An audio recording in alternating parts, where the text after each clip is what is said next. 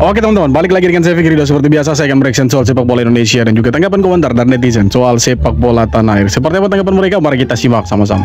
Let's go.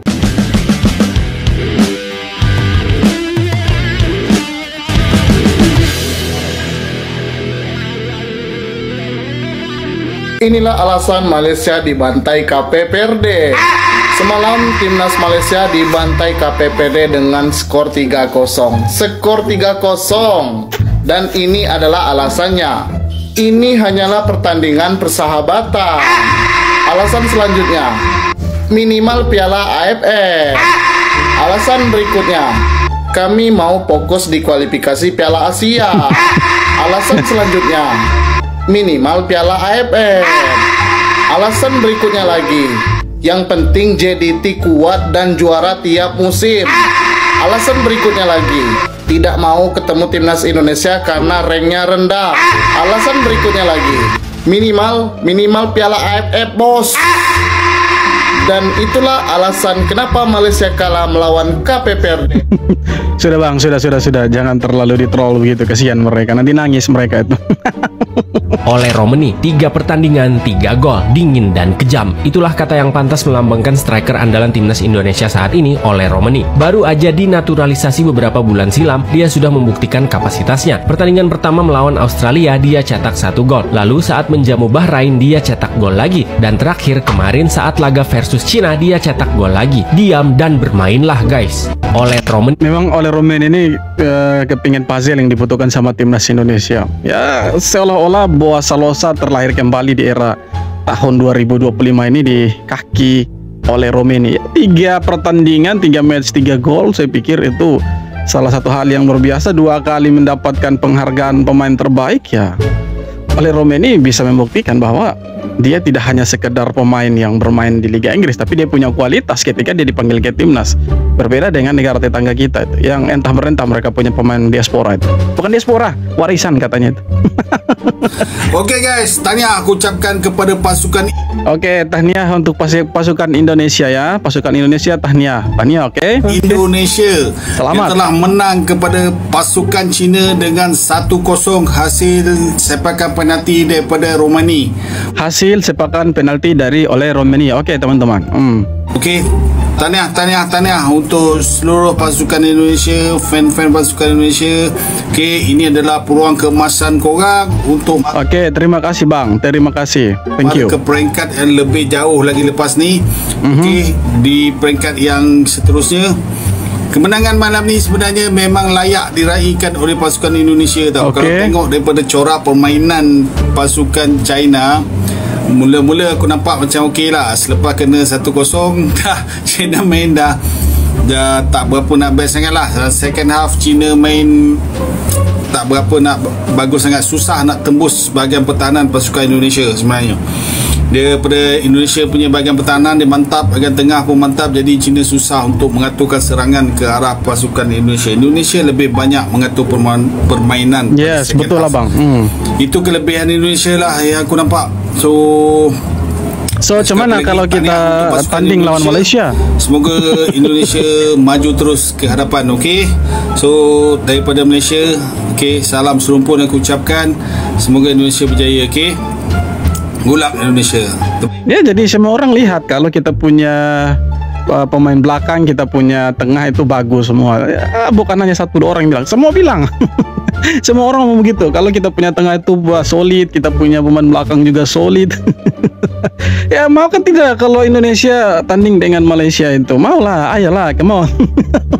Indonesia udah dipastikan lolos ke ronde 4. Jepang juga udah aman ke Piala Dunia. Tapi kemarin mereka kalah lawan Australia. Gengsi mereka pasti kebakar nih. Jadi lawan Indonesia nanti, Jepang full tim main habis-habisan di kandang. Nah, justru ini saatnya Garuda nggak usah main aman. Juga udah nggak bakal lolos langsung ke Piala Dunia. Tapi juga nggak bakal gugur. Jadi kenapa nggak gas aja? Kalau Kluivert milih main bertahan dan nunggu diserang Jepang selama 90 menit, gua rasa itu langkah nggak progresif. Kita udah nggak ada beban bro. Buat nonton laga lawan Jepang tanggal 10 nanti bisa lewat link di bio gua. Jadi mendingan kita pakai laga ini buat uji nyali, uji sistem, dan uji mental. Main total football aja berani bangun serangan. Latih mental, asah chemistry, kasih panggung ke pemain lokal kayak Egy, Yakob, Beckham, dan lain-lain. Kalau kalah ya udah, tapi kalau menang di kandang Jepang, itu bakalan jadi sejarah. Kalau kita menang di kandang Jepang, jangankan menang, imbang saja kita bisa naik peringkat gitu. Naiknya peringkat 115. Apalagi kalau kita menang itu mungkin bisa di 110 mungkin. Jadi semoga kita bisa imbang atau menang, jangan kalah. Kalau kalah aduh, ceritanya berbeda itu. Tapi kalau kalah sih sebenarnya tidak apa-apa karena timnas Indonesia sudah dipastikan lolos ke ronde keempat itu. Jadi ya harusnya kita bisa fight di sana. Harusnya. Inilah calon lawan timnas Indonesia di ronde keempat kualifikasi Piala Dunia. Timnas Indonesia kembali mencatatkan sejarah baru dengan lolos ke ronde keempat kualifikasi Piala Dunia. Sejarah baru ya saudara-saudara, ingat Indonesia mencetak sejarah baru lagi. Indonesia 2026 zona Asia. Kemenangan 1-0 atas China dan kekalahan Bahrain dari Arab Saudi memastikan posisi Indonesia di peringkat keempat grup C dengan mengumpulkan 12 poin. Di ronde keempat, Indonesia akan bersaing dengan tim-tim kuat seperti Uni Emirat Arab, Qatar, Irak, Oman atau Palestina serta Arab Saudi yang masih mungkin lolos secara langsung. Di ronde ini, 6 tim akan dibagi menjadi 2 grup, di mana juara dari masing-masing grup otomatis akan lolos ke Piala Dunia. Sedangkan peringkat kedua harus menjalani playoff antar benua. Lantas, seberapa yakinkah kamu timnas Indonesia akan lolos ke Piala Dunia? Kalau saya sih yakin Indonesia bisa lolos Piala Dunia lewat jalur ronde keempat. Karena begini, negara-negara yang ada di ronde keempat ini ya sama kualitasnya dengan kita, men. Kalau mereka kualitasnya itu lebih bagus dari Indonesia, ya mereka sudah di Piala Dunia, kan begitu? Iya kan? Sederhananya seperti itu cara berpikirnya. Jadi kalau misalkan kita lolos ke ronde 4, ya kita akan lawan Qatar, kita akan lawan Irak, kita akan lawan Uni Emirat Arab. Tapi permasalahannya bukan mereka yang kita lawan, pemain-pemain bola ini. Tapi bagaimana yang kita lawan itu ya mafia-mafia di belakang yang dengan gampangnya mereka mengatur pertandingan. Karena kita punya trauma, men. Kita bermain di Bahrain itu kita dicurangi habis-habisan waktu itu. Jadi kita punya trauma bermain di Arab ini, negara-negara Arab kita pasti akan dipermainkan lagi. Ya semoga di ronde keempat ini lebih ketat lagi dan kita tidak dipermainkan oleh mafia-mafia di sana. Karena yang kita lawan sesungguhnya nanti itu mafia-mafia di sana. Itulah lawan kita sesungguhnya, teman-teman. Bukan pemain-pemain ini, bukan seperti Akram Afif ya kan, bukan seperti Ali Jasim dari Irak, tapi orang-orang di belakang stadion itu, orang-orang yang boleh dibilang yang tukang kendali pertandingan. Mereka ini akan dilawan sama timnas Indonesia nanti. Karena kita punya trauma bermain di Bahrain. 10 tahun dah Faiz, lebih 10 tahun since we last 10 tahun tanpa kemenangan menentang Vietnam. Wow, 10 tahun? Lama sekali, Pak. 2 periode itu masa kepemimpinan Presiden Indonesia. Can we do it this time? Adalah satu bentuk kesombongan ataupun arrogance kalau aku katakan outright. Now Malaysia boleh beat Vietnam dan kita bukannya orang yang tak berpijak di bumi yang nyata kan. Tetapi dengan adanya 5 ataupun 7 pemain yang baru ini dan Vietnam pun mempunyai disadvantage di mana mereka tidak ataupun belum lagi mampu untuk melihat kesemua pemain ini bermain dalam satu pasukan untuk Malaysia.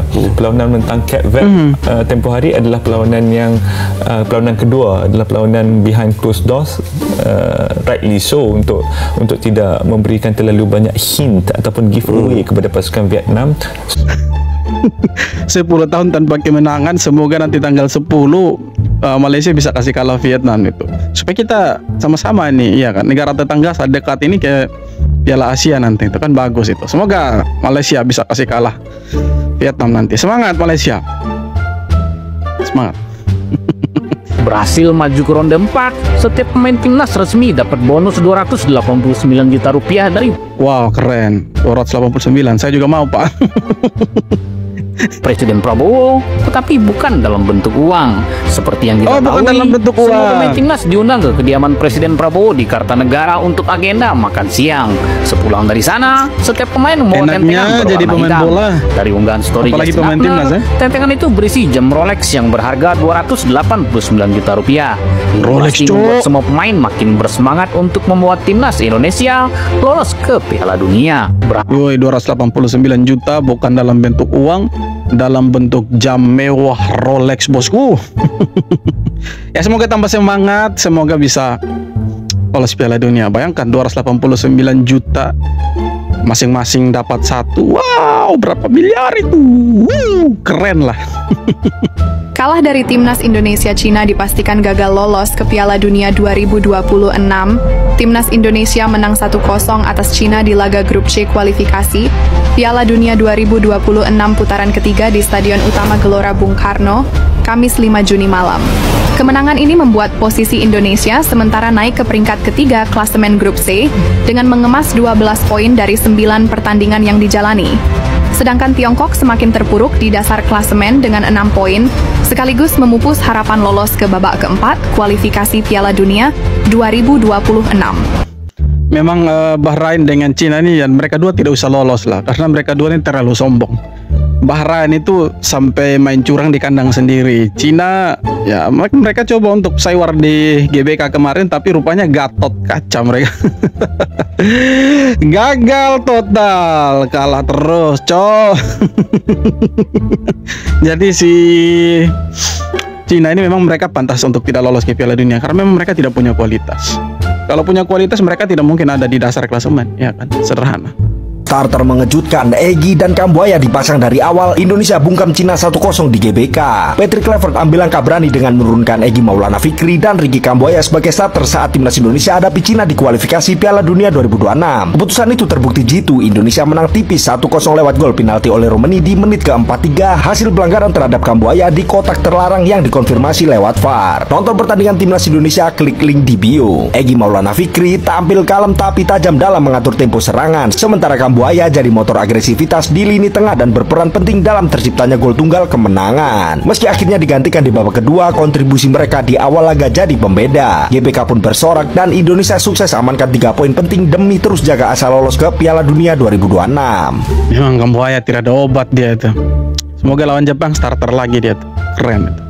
Bagus. Alhamdulillah timnas kita dipastikan lolos ke putaran keempat Piala Dunia ya guys ya. Ya Allah, seneng banget. Ini benar-benar jadi sejarah guys. Gol dari Mang Ole membawa kita akan segera benar-benar mengangkasa. Wow, Piala Dunia sudah di depan mata sedikit lagi. Ya Allah, kalian siapa nih jagoannya di match ini melawan Cina?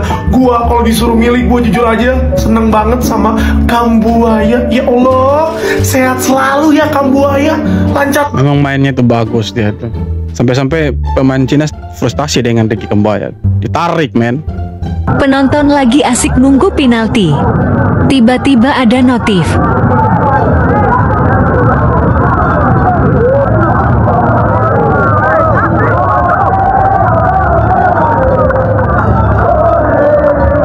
Oleh.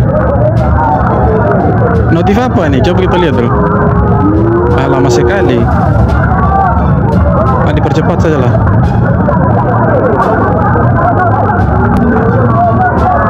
Kiper Cina nangis ini.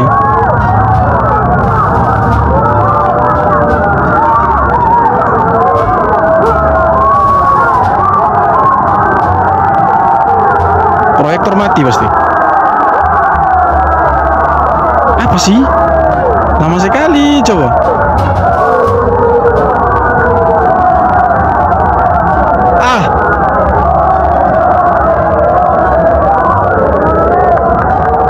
Kita dibuat menunggu, men.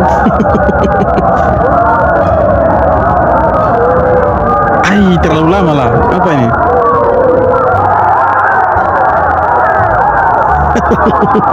Oh, notifikasi proyektor pasti ini. Pantasan emosi.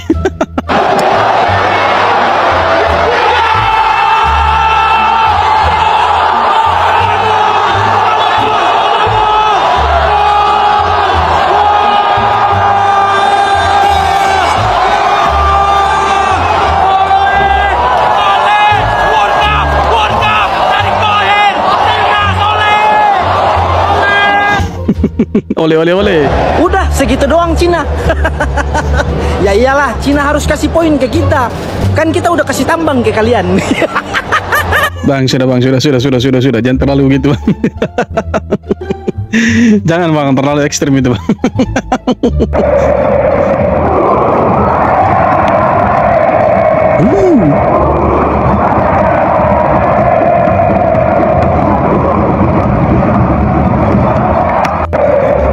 Ini bagaimana Cina tidak gemetar lawan Indonesia di GBK? Ini supporternya begini rame.